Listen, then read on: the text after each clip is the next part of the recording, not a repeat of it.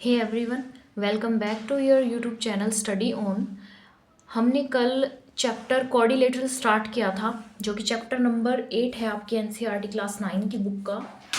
And हम उसका first part कर चुके हैं। उसका एक एग्जाम्पल जो कल वाले कंसेप्ट से था वो रह गया था, तो वो पहले हम कवर करेंगे, उसके बाद हम नेक्स्ट टॉपिक की तरफ मूव करेंगे। आई होप आपने फर्स्ट पार्ट की वीडियो आपने देखी होगी और उससे related lines and angles and triangles के वीडियोस भी आपने देखे होंगे, तभी तो आपको ये वाला पार्ट समझ आने वाला है। ओके, तो चलिए करते हैं एग्जाम्पल 3। तो ये एग्जाम्पल क्या कहता है?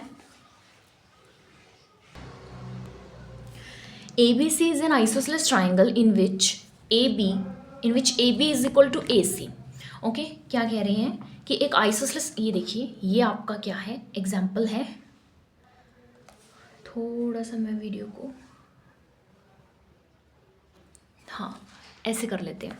देखिए ABC एक आइसोसेलेस ट्राइंगल है, ABC एक आइसोसेलेस ट्राइंगल है। आइसोसेलेस का मतलब क्या हुआ? जिसके अंदर दो साइड्स ट्राइंगल की क्या हो जाएंगी? इक्वल हो जाएंगी, यानी कि AB साइड AC के इक्वल है। AD bisects external angle, exterior angle, AD exterior angle PAC को बाइसेक्ट करता है। It means half of part में क्या करता है? डिवाइड करता है। इसका नाम मैं एंगल 1 रखती हूँ, इसका नाम एंगल 2 रखती हूँ, ठीक है। यानी कि एंगल 1 एंगल 2 एक दूसरे के इक्वल है, इसके कहने का मतलब ये है। And CD parallel to AD, AB CD parallel to AB, ये चीज़ आपको ऑलरेडी गिवन है कि ये वाली साइड इसके क्या है? पैरेलल है। तो शो करिए कि एंगल DAC, एंगल DAC यानी कि एंगल 2, यानी ये बात किसकी कर रहे हैं? एंगल 2 की बात करें। हमने नेम रख लिया ना, ताकि हम कंफ्यूज ना हो इन नेमिंग्स की वजह से। एंगल BCA, तो इसका भी हम नाम रख लेते हैं एंगल 1 एंगल 2, वो हो गया एंगल 3 एंड एंगल 4। तो वो कहते हैं एंगल 2 एंगल 4 के क्या है? इक्वल है। वो ये कह रहे हैं कि ये चीज़ आप क्या करके दिखाओ? प्रूव करके दिखाओ, शो करके दिखाओ। एंड सेकंड पार्ट में शो करना है कि ABCD पैरेललोग्राम है। हाँ, मुझे एक सीधी सी बात बताइए, पैरेललोग्राम होने की क्या कंडीशन है? पैरेललोग्राम होने की कंडीशन क्या है? कल मैंने आपको इतनी सारी कंडीशंस बताई थी, जिसमें से आप कोई भी कंडीशन लगा के क्या कर सकते हो? ABCD को पैरेललोग्राम प्रूफ कर सकते हो। हम जैसे कि अब करने वाले हैं। सबसे पहले गिवन लिख लीजिए। गिवन क्या है? गिवन है आपके पास AB equal to AC, okay, and angle 1 equal to angle 2, ये चीज़ आपको गिवन है।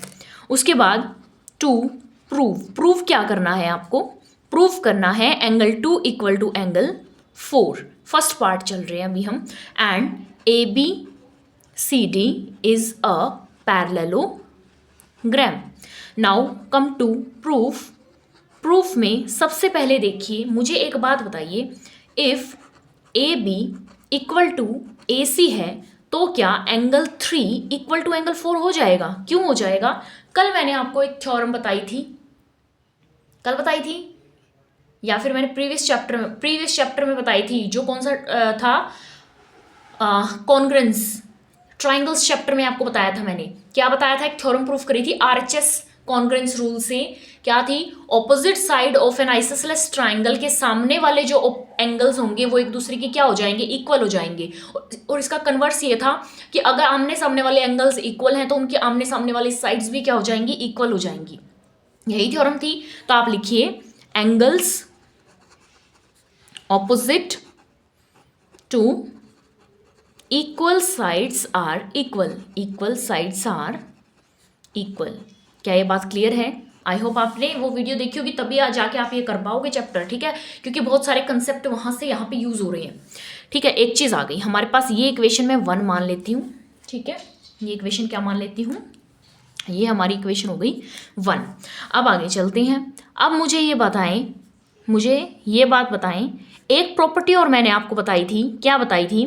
कि एक्सटर्नल जो एंगल होता है, जो एक्सटर्नल एंगल होता है वो सम होता है अंदर ट्राइंगल के ऑपोजिट वाले दोनों एंगल्स का।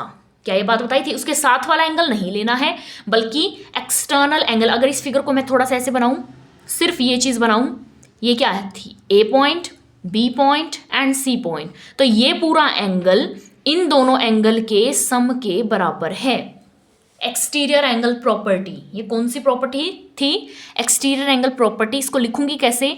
एंगल 1 प्लस एंगल 2 है ना, ये पूरा एंगल 1 प्लस एंगल 2 ही है, इक्वल है एंगल 3 प्लस एंगल 4 की। क्या ये बात क्लियर हुई आपको? क्या ये बात क्लियर हुई? यहाँ क्या लिखेंगे हम ब्रैकेट में?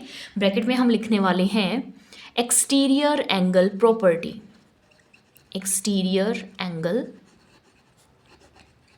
प्रॉपर्टी। देखिए प्रॉपर्टीज का कितना यूज होता है, जब तक आपको नहीं आती, ध्यान नहीं है आपके दिमाग में नहीं है, तब तक आप सम को आगे बढ़ा ही नहीं सकते, ठीक है ना। क्वेश्चन को आगे बढ़ाने के लिए आपको प्रॉपर्टीज का आना बहुत जरूरी है। This is your second equation. अब मुझे एक बात बताएं, एंगल 1 एंगल 2 एक दूसरे के इक्वल है ना, तो क्या मैं इसको एंगल 2 ही लिख दूं, एंगल 1 को भी एंगल 2, ओके, और एंगल 3 एंगल 4 के इक्वल है, तो मुझे एंगल 4 चाहिए। देखिए यहाँ पे मैं बना चुकी हूँ, ठीक है ना, यहाँ 2 बना चुकी हूँ, यहाँ 4 बनाना है, तो यहाँ भी मैं क्या लिख सकती हूँ? एंगल 4 फर्स्ट इक्वेशन का यूज हो गया, तो ये बन गया 2 angle 2 which is equal to 2 angle 4, 2 से 2 हो जाएगा आपका cancel, angle 2 is equal to angle 4, और एंड में आप लिख सकते हो एंगल DAC इक्वल है एंगल BCA के। Hence proved, hence proved. क्या ये बात क्लियर हुई आपको? आई होप आपको ये क्लियर हुआ होगा। अब आगे चलते हैं कि ABCD एक पैरेललोग्राम कैसे है। अब एक बात मुझे बताइए, क्वेश्चन के अंदर गिवन था, एक ये चीज गिवन थी आपके पास, CD पैरेलल है AB के। क्या ये बात क्लियर है? अगर ये पैरेलल है, अगर ये दोनों लाइंस पैरेलल हैं, तो क्या ये ट्रांसवर्सल हो जाएगी AC? क्या AC ट्रांसवर्सल हो जाएगी? हो जाएगी ना। ट्रांसवर्सल अगर हो गई तो जो ये एंगल हमने अभी अभी निकाला है एंगल 2, हमने क्या निकाला है? एंगल 2 और एंगल 4 को एक दूसरे की क्या करवाया है? इक्वल प्रूफ करवाया। तो ये कौन से एंगल्स हैं? क्या आपने ट्रांसवर्सल में प्रॉपर्टी पढ़ी थी ये, कि जब आपको एक थी condition of parallelism, condition of parallelism, अगर AB पैरेलल है CD के, अगर AD पैरेलल है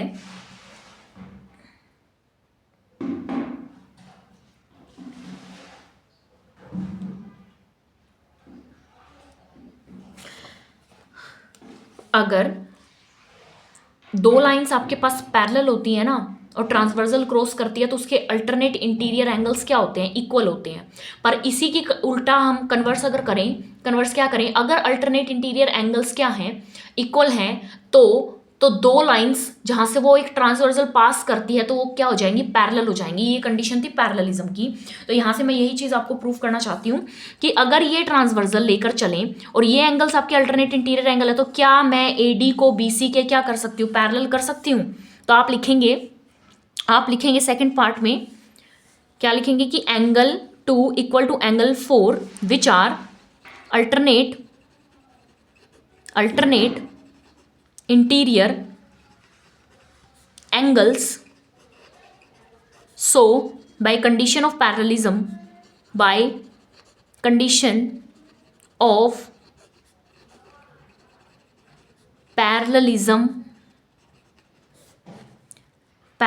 AD पैरेलल हो जाएगी BC के।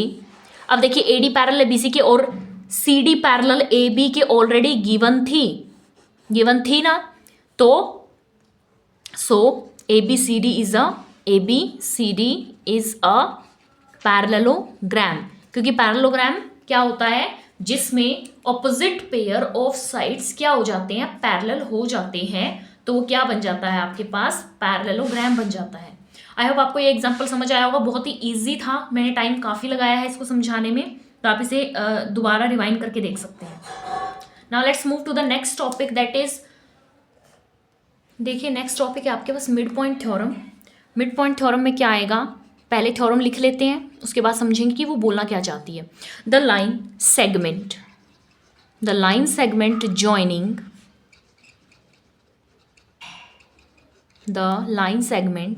joining the midpoints of two sides of two sides of a triangle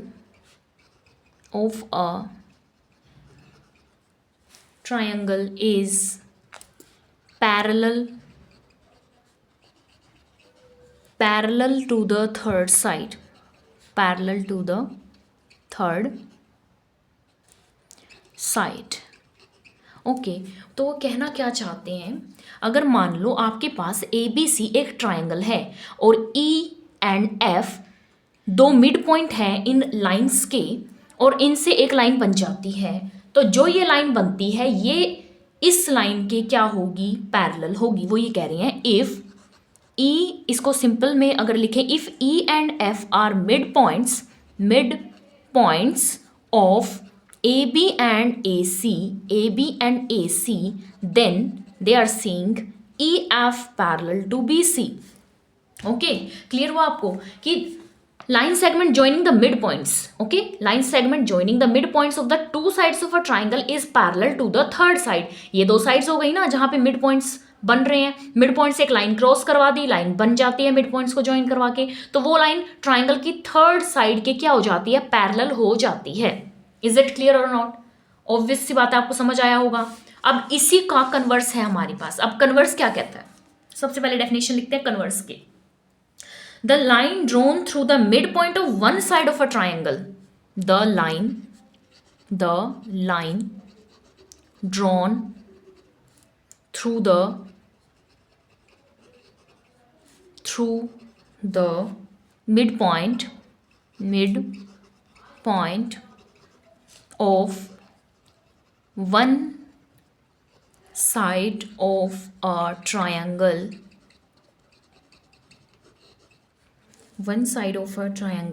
parallel to another side bisects the third side, side. Now listen what they are saying. They want to say that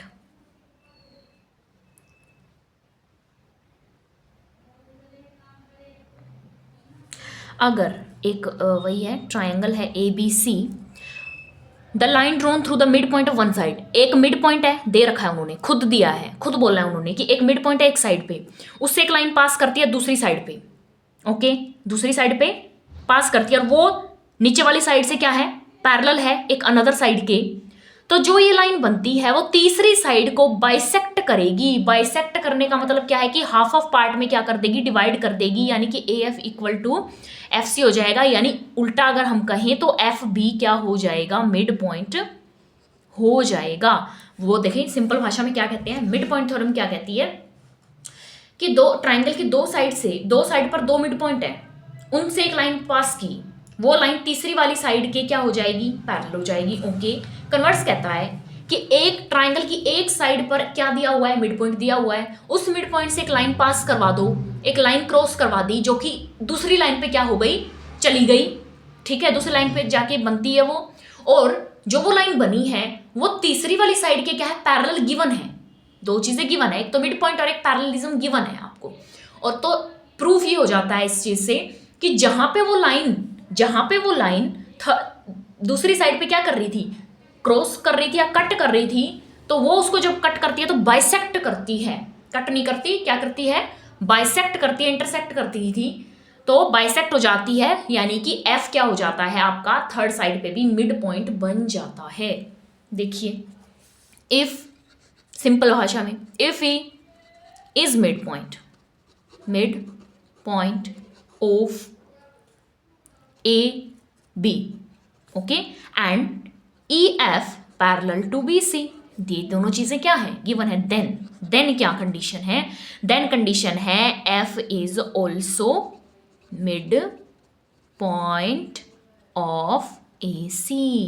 is it clear और not? ये आपको learn करना पड़ेगा, याद करनी पड़ेगी ये चीज. इनके प्रूफ जरूरी नहीं है पर कंसेप्ट जरूरी है, थ्योरम जरूरी है, डेफिनेशन भी जरूरी नहीं है, बट बोल क्या रहे हैं वो ये चीज आपको समझना बहुत जरूरी है, ताकि आप क्वेश्चन में उसको क्या कर सको, अप्लाई कर सको. जब तक आपको समझ नहीं आएगा तब तक आप अप्लाई नहीं कर पाओगे. ठीक है ना, सम सोल्व नहीं होंगे फिर. इसलिए आपको ये चीज़ें बहुत अच्छे से करनी है। चलिए इससे रिलेटेड अब हम एक एग्जाम्पल देखते हैं जो कि बहुत ही ईजी एग्जाम्पल है। एग्जाम्पल 4 इस क्लास का या इस चैप्टर का एग्जाम्पल 4 है ये। तो हम इसको पूरा यहीं पे सॉल्व करने की कोशिश करेंगे। आपकी एनसीईआरटी का ही एग्जाम्पल है। ओके, सारे एग्जाम्पल्स मैं साथ साथ कवर अप करवा रही हूँ। कोई एक का आधा ऐसा एग्जाम्पल होगा जो मुझसे छूट गया होगा, बट बाकी मैं पूरी कोशिश करवाती हूँ। अगर एनसीईआरटी के आपको क्वेश्चंस भी चाहिए, आपको लगता है कि मैं सॉल्यूशंस भी करवाऊँ, तो आप प्लीज़ कमेंट में ज़रूर बताएं कि मुझे एक सेपरेट वीडियोस उसके लिए बनानी चाहिए। ठीक है, तो मैं उसके एनसीईआरटी के सॉल्यूशंस भी आपको चैप्टर वाइज करवा सकती हूँ। ओके, अदरवाइज कंसेप्ट तो मैं करवा ही रही हूँ। In a triangle A B C, in a triangle A B C, थोड़ा ध्यान से समझिएगा, थोड़ा सा मतलब ऐसा है कि पर कंसेप्ट इजी है। A B C D E and F are respectively with the mid points, mid point given है। ओके, तीनों साइड पे एक एक मिड पॉइंट गिवन है। Show that triangle A B C divided into 4 congruent triangles by joining D E and F. वो ये कहते हैं कि जो ये ट्राइंगल्स बन रहे हैं, 4 ट्राइंगल बन रहे हैं ना, ये ट्राइंगल इसके कॉन्ग्रेंट है, ये इसके कॉन्ग्रेंट है, ये इसके कॉन्ग्रेंट है, मतलब हर एक ट्राइंगल हर दूसरे ट्राइंगल के क्या है, कॉन्ग्रेंट है। वो ये कहते हैं कि ये चीज़ आप क्या करो, प्रूफ करके दिखाओ। अब आप कहोगे कि 2 ट्राइंगल उठा लेंगे और कॉन्ग्रेंसी प्रूफ कर देंगे, नहीं, हम कॉन्ग्रेंसी वाला रूल नहीं लगा रहे यहाँ पे। हम क्या रूल लगाएंगे, मिड पॉइंट थ्योरम का यूज़ करेंगे। देखिए कैसे करते हैं हम मिड पॉइंट थ्योरम का यूज़। सबसे पहले मिड पॉइंट थ्योरम का करेंगे। सॉल्यूशन कहता है, मैं पहले लिखूंगी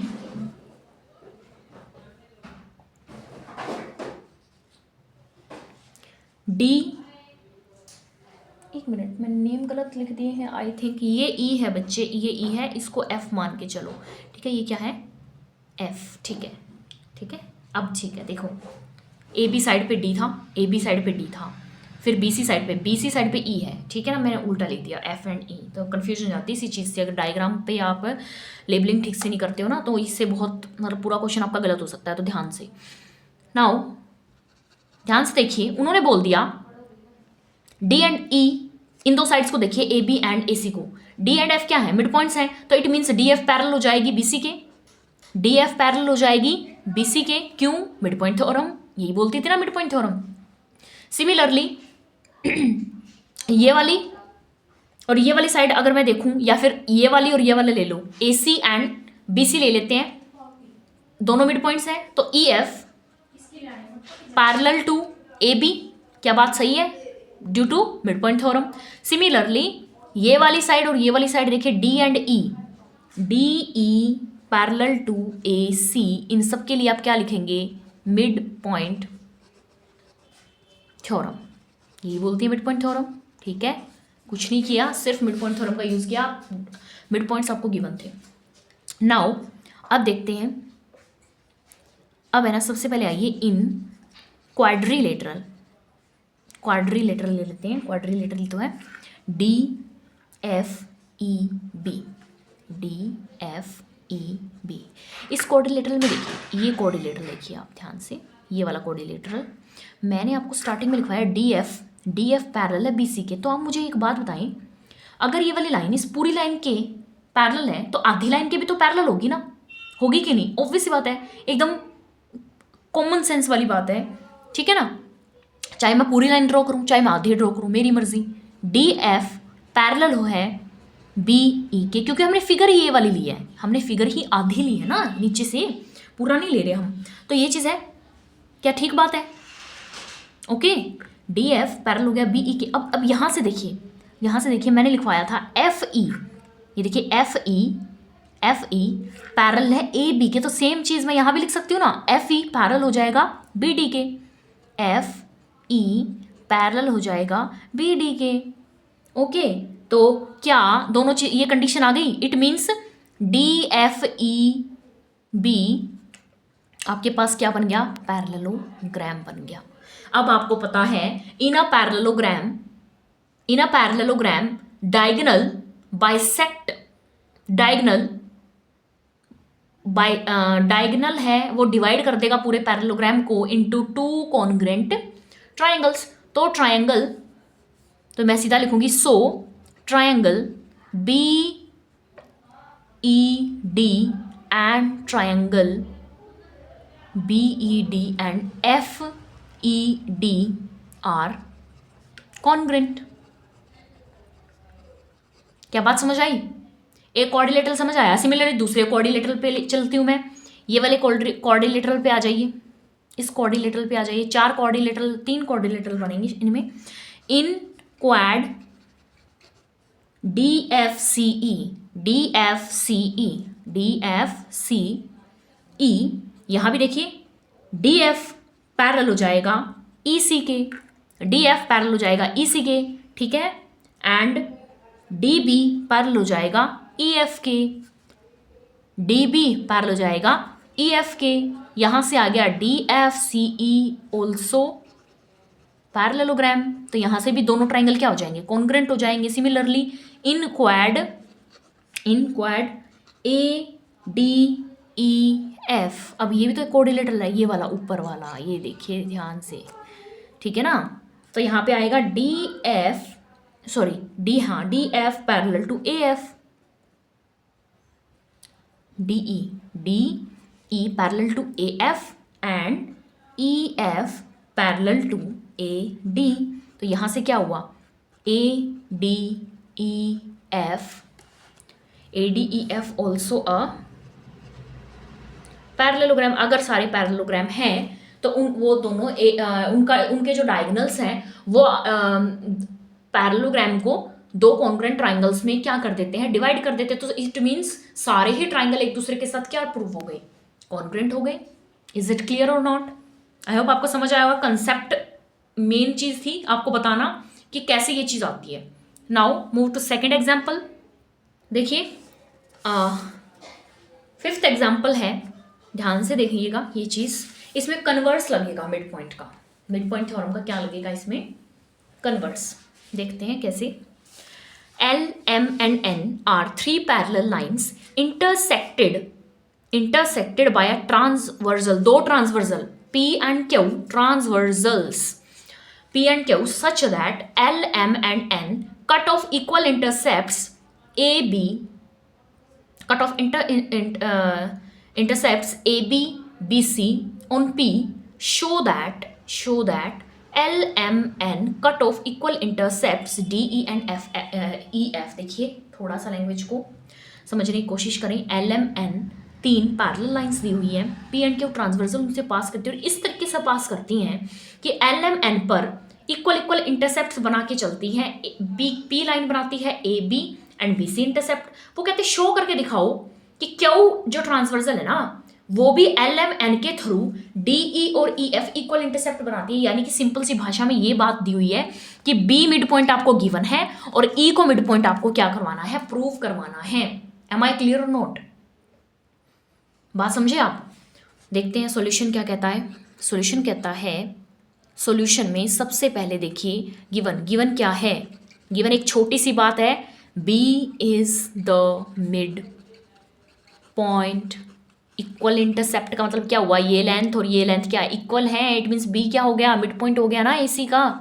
तो हम लिख सकते हैं दैट इज क्या? A B equal to what? B C. To prove क्या करना है? E is the mid point of what? D F. That is क्या प्रूफ करना है? D E equal to E F. Okay, I hope आपको clear हुआ होगा। Proof पे चलते हैं। सिंपल सा प्रूफ है, बिल्कुल नॉर्मल सा प्रूफ है। अगर आपको दोनों थ्योरम की अच्छे से डेफिनेशन पता है, कंसेप्ट पता है, तो आप बहुत ही आसानी से इसे कर लोगे। सारा खेल सिर्फ क्या है? लिखने का है। आप लिखते कैसे हो? क्योंकि अगर आपको बोर्ड एग्जाम्स में मार्क्स चाहिए तो आपको लिखना आना चाहिए। सेकंड, अगर आप HTET CTET की प्रिपरेशन करते हो तो ऊपर से क्वेश्चन आते हैं, कोई ज़्यादा डीप लेवल नहीं जाता है। सारा का सारा 9th और 10th का कंसेप्ट ही आपका HTET में और CTET में होता है मैथ्स के लिए। ओके, अगर आप मैथमेटिक्स सब्जेक्ट सेलेक्ट करते हैं तो ठीक है, कुछ एक टॉपिक्स हैं, एक दो या दो तीन टॉपिक्स जो आपके कहाँ किस लेवल तक चले जाते हैं, जैसे कि ट्रिग्नोमेट्री है या फिर आपका सीक्वेंस एंड सीरीज चैप्टर है, वो आपका थोड़ा सा +1 लेवल को टच कर जाता है, थोड़ा सा करता है, ज़्यादा नहीं करता, मतलब बहुत टफ में बहुत डीप में नहीं जाते, पर ऊपर ऊपर से वहाँ थोड़े से एक दो फॉर्मूला ऐसे हैं जो उस लेवल तक आपके जाते हैं, ठीक है ना। तो आपको ट्रिग्नोमेट्री और सीक्वेंस एंड सीरीज +1 +2 से पढ़ने की ज़रूरत है, अदरवाइज आप 9th 10th का कंसेप्ट आप करके जाइए, आपका पेपर बहुत आसानी से हो जाएगा, सारे क्वेश्चंस आपके लग जाएंगे, ठीक है ना। इसलिए मैंने बेसिक कंसेप्ट की सीरीज स्टार्ट की है, सो दैट आप एनसीईआरटी नहीं पढ़ते, आप क्वेश्चन क्वेश्चन क्वेश्चन क्वेश्चन करते रहते हो। क्या होता है सबके दिमाग में कि हमें तो एमसीक्यू करने, पता नहीं किस लेवल के आते हैं, पता नहीं किस लेवल के आते हैं। आप प्रीवियस क्वेश्चन पेपर उठा के देखिए, उस क्वेश्चन पेपर में आपको ईजी ही मिलेंगे क्वेश्चंस, और ऐसे ही मिलेंगे जो आपके 9th और 10th की एनसीईआरटी बेस्ड ही हैं, यानी कंसेप्ट आपको सिर्फ एनसीईआरटी से ही करना। हाँ, अगर एमसीक्यू प्रैक्टिस करनी है या फिर और क्वेश्चंस प्रैक्टिस करने हैं तो आप हायर बुक्स उठा सकते हैं, जैसे आर डी शर्मा है या फिर एएस अग्रवाल है, तो ये आप उठा सकते हैं, ठीक है ना। तो चलिए चलते हैं प्रूफ पर। प्रूफ में now given is B is the midpoint, B is the midpoint of AC and BG parallel to CF। अब देखिए, अब आप है ना, ये बहुत बड़ा क्वेश्चन आ जाता है बच्चों के दिमाग में, एम लाइन एन के क्या है, पैरेलल है। बच्चे पूरी लाइन ले लूँ या उसके छोटे छोटे पार्ट्स ले लूँ, पैरेलल का मतलब तो पैरेलल ही होता है ना, या तो दो लाइनें पूरी पूरी पैरेलल हैं, या फिर मैं छोटी सी लाइन इस पूरी लाइन के पैरेलल दिखाऊं तो है तो ये पैरेलल, ठीक है ना। तो कंफ्यूज नहीं होना आपको, इसी लाइन से तो उठा रही हूँ ये पॉइंट्स में, इसी लाइन का पार्ट है ये भी इसी लाइन का पार्ट है, पॉइंट्स पार्ट ही तो उठाया मैंने, सेगमेंट उठाई है, ठीक है। ये चीज़ गिवन है ऑलरेडी, आपके पास है, क्वेश्चन में दी हुई है ये चीज़, एम एंड एन पैरेलल दे रखी हैं तीनों लाइंस, तो ये गिवन है कंडीशन। तो so G is also mid point of A F. इसको क्या लिखेंगे आप, बाइक कहाँ गया एक और पेन, तो आप लिखेंगे this is the converse of mid point theorem, midpoint theorem. Now let's आगे चलते हैं। अब यहां से मैंने क्या प्रूव कर दिया, जी मिड पॉइंट है किसका, एफ का। अब देखिए आगे, if G is midpoint of AF and GE parallel to AD। देखिए GE ट्राइंगल बनना चाहिए ना आपके पास, अगर G मिडपॉइंट है AF का और GE पैरेलल है AD के, तो क्या कोई गलत बात है, नहीं ना, गिवन है ये चीज़, L M एक दूसरे के क्या है, पैरेलल है, मैंने सेगमेंट्स उठा ली, ठीक है। Then E is also midpoint of DF, that is DE equal to EF। क्या लिखेंगे, by converse